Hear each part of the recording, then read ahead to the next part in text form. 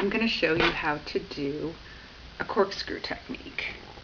And this has a little hair tie. I also made a belt.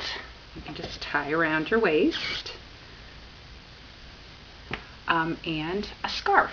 And this is several of those together. Okay. Okay, what you need for this project are 2 different size hooks. You want a larger hook to do your chain stitch and a smaller hook to do the body of the work. Then you just need yarn. So I'm going to show you how to do this belt. Okay, so that with the corkscrew technique here. So you need to chain stitch.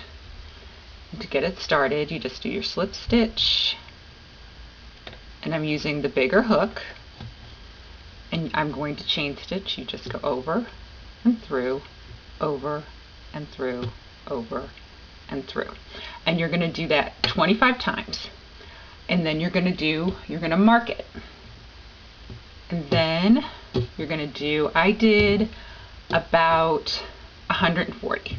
So this is going to be the corkscrew part of my belt, marked, the regular part of my belt, and then when you get to 140, you mark it, do another 25, and then you're turning around.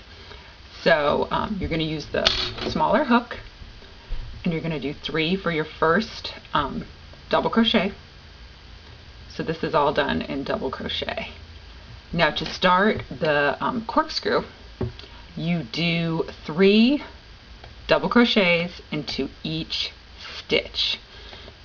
So I'm starting, and this is why I did it with a bigger hook, because it's much easier to go in. So 1, 2. Now since that those 3 chains are my first double crochet, so that's the first stitch I made for like the first part of it. 1, 2, 3 into 1. Now you're going to want to work the bump in the back of that, especially for the middle part of the belt, so that it's stretchier. If you go into the side, it won't be as stretchy. So 1, and to do double crochet, you just go over and through, catch it, 3 on your hook, through 2, do the last 2. So now I've got 2 double crochets on there, now 3. And as you can see, it's already starting to kind of want to curl. And when you're all through with that, so what you're going to do, so this is my 25 corkscrewed, and it might kind of turn out like this, but you just train it, tell it which. So that's 25, then you just do regular double crochet. When you get to that stitch mark, you'll take the stitch marker out and then go and double crochet the next 140, and then for that last 25, when you get to the mark, you double crochet by putting 3 stitches into each chain stitch all the way to the end, and that will give you your belt. Very simple. Now I use the same idea to do the hair tie. Now if I had to do it again, I think I would maybe, this is 25, 25, 25. I think I would make the corkscrews a little bit littler. It's kind of hard to tie around, although it works.